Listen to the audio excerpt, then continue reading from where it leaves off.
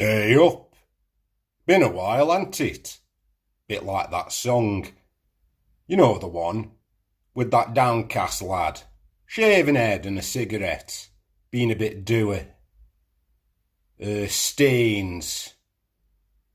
Yeah, I think that's who it's by. That what they called? Stains. I don't know. Anyway, speaking of morose, you're looking a tad dejected, if I may say so. What ails thee? I see. I see. Up before the cock crows, is it? Off to work under a black sky. Working under an harsh halogen glow for 8 hours plus. Then boom! Back home under the same dark shroud. Aye, I get you. That time of year, ain't it?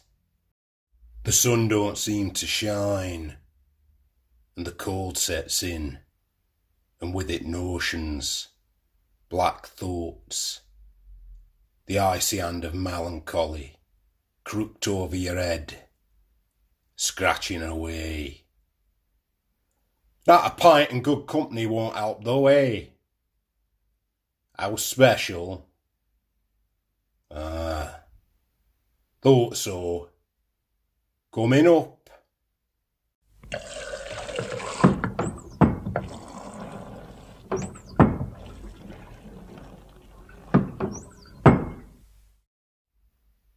Here, get that down you. Put some lead in your pencil. Aye. Seasonal wars are no joke, especially in this current climate, where folk seem to be spinning the wheels just to keep lights on. Just the other day, in fact, I had this lad in. Dylan's his name. Dylan Blake. Lovely lad he is. Proper outgoing type. A smile never far from his face. Always upbeat and seemingly in the flush of life. Seemingly. Now, struck me as odd that he were in at all. You see, he's what I'd call a seasonal punter. In warmer months, he's in most weekends. But soon as the nights start to draw in and the temperature begins to drop, not a hide nor hair of him till spring. Yet here he was, bald as brass, slumped over at bar. That beam of a smile, nowhere to be seen. I thought, something a bit off there. And that's when I noticed, curled up at the foot of his stool, there were a small black puppy, deep in slumber. So I says, "Here, Dylan, to what do I owe the pleasure? Be it spring already?" He looked up at me, his face leaden, a ghost of a smile curled from his pale lips, and he said, "I wish. Just needed to get out of the house." Aye, I get you. Change of scenery and all that.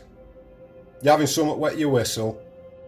Yeah, part of the usual, please, Jack. Coming up.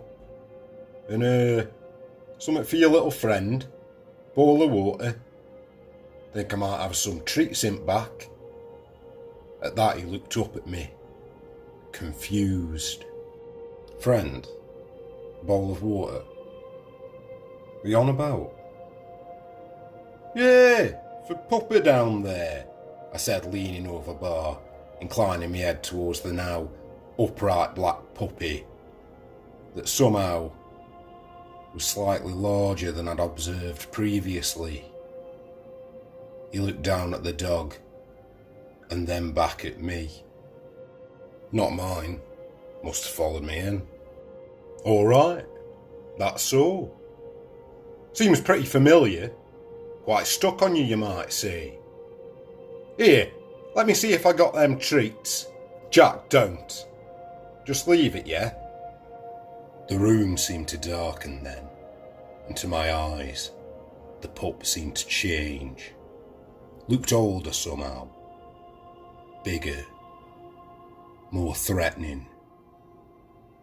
"All right, have it your way," I says to him. "But here's the thing. I reckon you and this here pooch are more acquainted than you're letting on. It's a stray. Like I said, must have followed me in." "Well, if that's the case, you won't mind me throwing some scran its way, will you? Here, you hungry mutters?" I said, looking down at Dog, who was now mouth agape, panting all excited like. But there was something behind its eyes, a kind of red mirthlessness. "Jack, don't! Just ignore it! Pretend it's not there! It's not there, yeah?" At that, the crimson flash in that canine gaze seemed almost fit to blaze. And from the beast's now swollen form, shadows seemed to creep, casting a pall upon the entire bar. "It is there though, ain't it?" I shot back. "We both see it. We both know it. Only difference is, I ain't afraid to look it in the eye. Question is though, why can't you? What be this hound?" Dylan's jaw tightened. His fists clenched.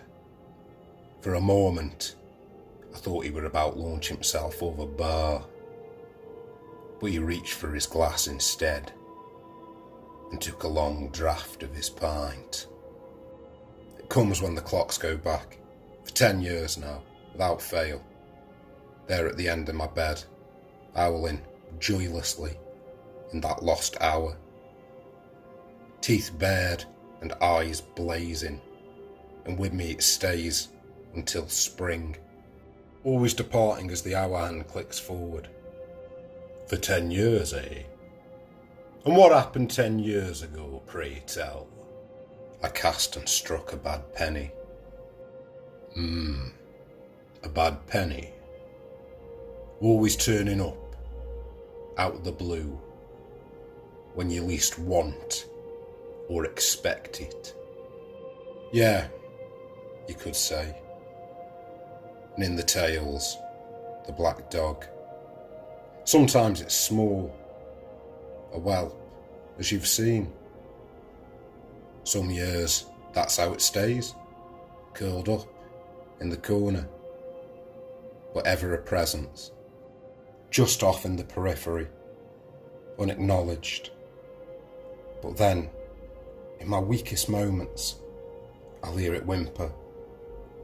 The whimper grows to a howl. Then I feed it, undeserved as it is. And it grows and it grows, and oh, the shadow it casts. Them smouldering eyes, immolating and consuming all they fall upon. Any ounce of progress I've made, any bonds that I have forged, any shred of happiness or positivity, with tooth and claw it rends them asunder, eviscerating, drawing out the entrails and scattering them, cracking the bones and sucking down the marrow of it all. But this does not satiate it. Even when glutted on the viscera of my joys, it is not content. For when nothing is left, and I find myself wandering down the gore-slick paths of loneliness left in its bloody wake, still it hounds me, padding alongside as I wander hill and dale, whispering past traumas, threading strands of doubt, interwoven with hard-felt inadequacy, guilt, doubts, the whole fucking spool of yarn. But then, before the spring dawn rises at the darkest time, when the beast's fangs are at my throat, the penny flips, spins, and disappears, and with it the Barghest That midnight fucking hound. Leaving me alone and hollowed. And then, when the spring sun crests the horizon, I walk out into the daylight, calling back the spectres of those caught in the beast's maw. But do they heed your call? That's the question. Yeah, but never the same.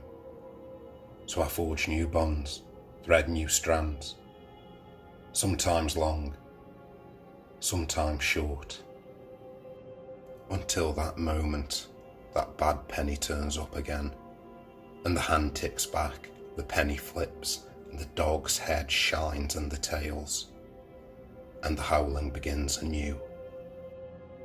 Dylan stood up, down the dregs of his pint, and walked on out the door, the black dog close in tow.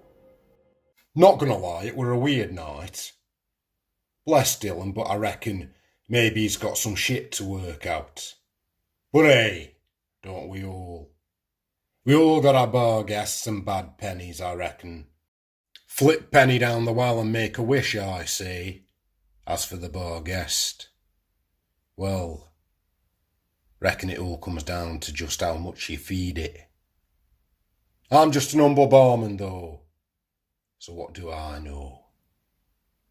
Anyway, I'm here if you need out. Just ring that there bell and gives a thumbs up, eh? Have a good 'un. I'll be seeing you.